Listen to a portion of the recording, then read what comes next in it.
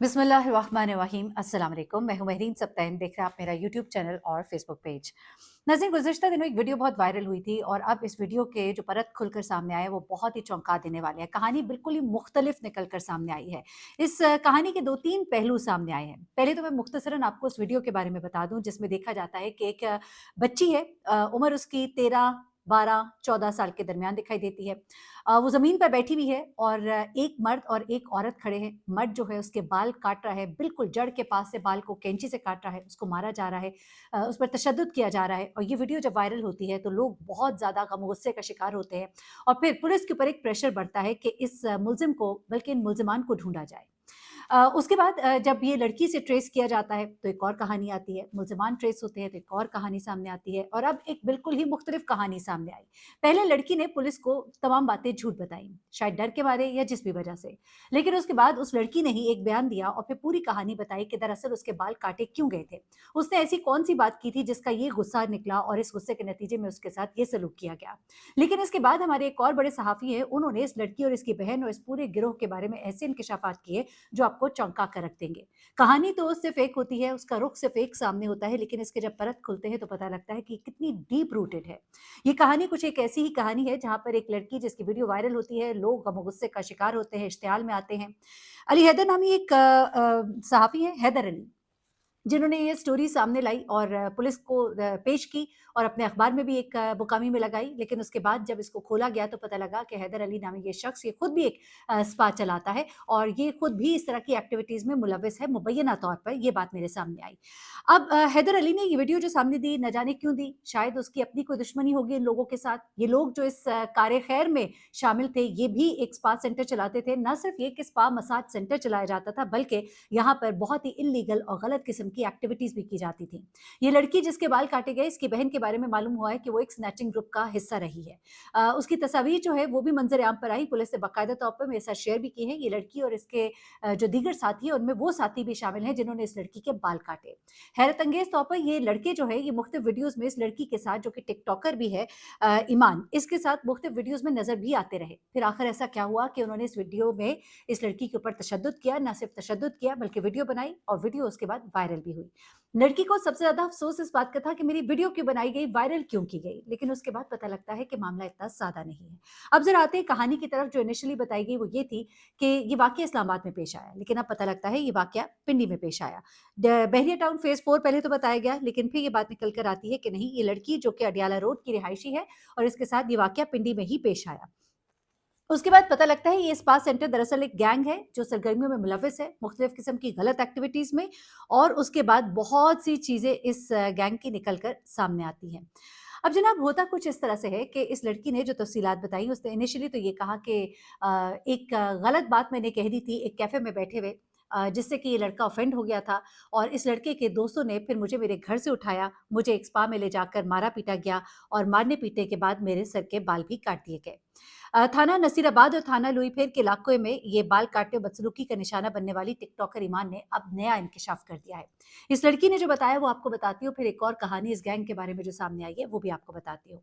मुतासरा लड़की कहती है कि नज़ार खान उर्फ अरमान खान, इन्होंने बज़ाहिर मामूली बात पर तशद्दुद का निशाना बनाया। सालगिरह की एक तकरीब थी, उस तकरीब में ईमान ने नज़ार खान के शादीशुदा होने के बावजूद किसी लड़की से अफेयर की बात अपनी एक दोस्त को बताई। दरअसल नज़ार खान का किसी लड़की के साथ मुबैना तौर पर ताल्लुक था।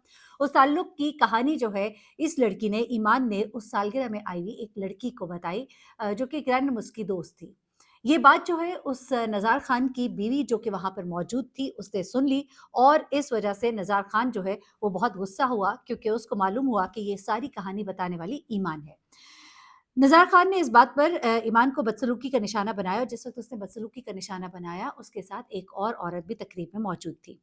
एफआईआर में नामज़द 4 मरकज़ी मुल्ज़मान हैं, जिनमें निज़ार खान है उर्फ़ अरमान खान, अनीस खान है उर्फ़ दुरानी, जलील उर्फ़ मिट्ठू और जब्बार खान, जो कि अभी तक गिरफ्तार नहीं हो सके और इनके साथ मुलव्वस लड़कियां भी मुसलसल रोपोश हैं, जबकि एक मरकजी मुलजिम के खैबर पख्तूनख्वा से फरार होने की इत्तलात हैं। हैरत अंगेज तौर पर सबके सब फरार हो जाते हैं और बड़े ही आराम से फरार हो जाते हैं। एसएसपी इन्वेस्टिगेशन कहते हैं कि हमने 4 मुख्तलिफ टीमें तश्कील दे दी है। इस्लामाबाद पुलिस की जानिब से हवाले किए गए ज़ेर हिरासत 3 मुल्ज़िमान से भी तफ्तीश की जा रही है। पुलिस ने मुलजिमान के ज़ेर इस्तेमाल मोबाइल फ़ोन्स का डाटा हासिल करने के बाद मुतल्लिका अथॉरिटी से रुजू कर लिया है। वाक़ये का मुकदमा जो है वो दर्ज किया गया है। अब ये लड़की जो है वो मुद्दई नहीं बनना चाहती थी। सना नामी लड़की, 4 दीगर लड़कियाँ, 4 लड़के भी सालगिरह की तकरीब में मौजूद हुए और उनकी तलाश अभी जारी है। छापे मारे जा रहे हैं लेकिन अभी तक पता नहीं चल रहा कि आखिर ये कहाँ पर है, कहाँ छुप गए।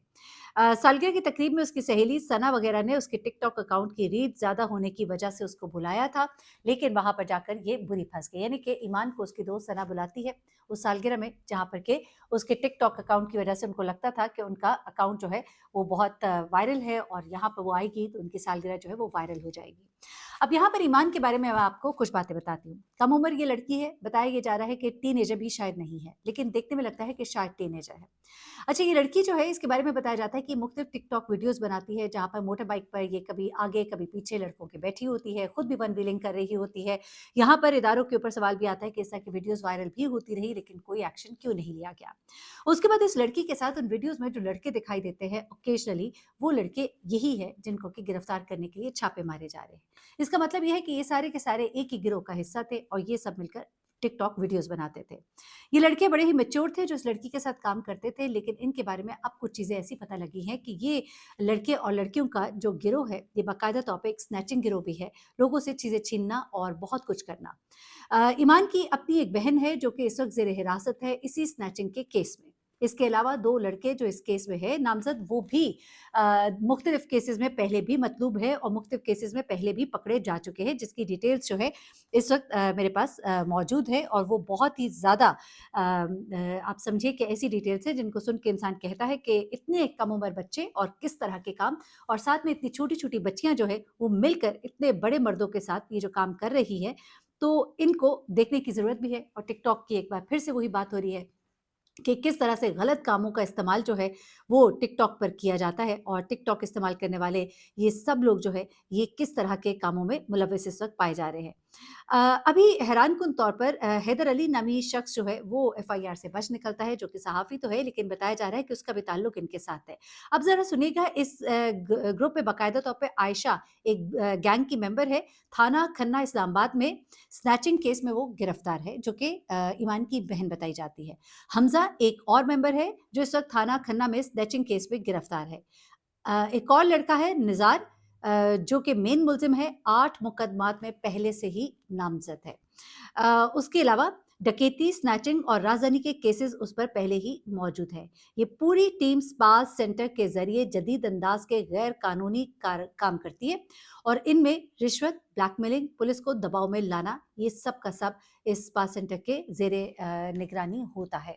ये बड़ी ही तकलीफ़ से बात है। हाँ, देखकर दुःख भी हुआ, अफ़सोस भी हुआ, एक लड़की के साथ ज़्यादती होती दिखाई दे रही है, लेकिन अब पता लगता है कि इस लड़की के जिस ग्रुप के साथ ताल्लुकात हैं, उनके कारनामे जो हैं, वो भी बड़े ही अज़ीम कारनामे हैं, जिनके ऊपर गौर-व-फ़िक्र की ज़रूरत है।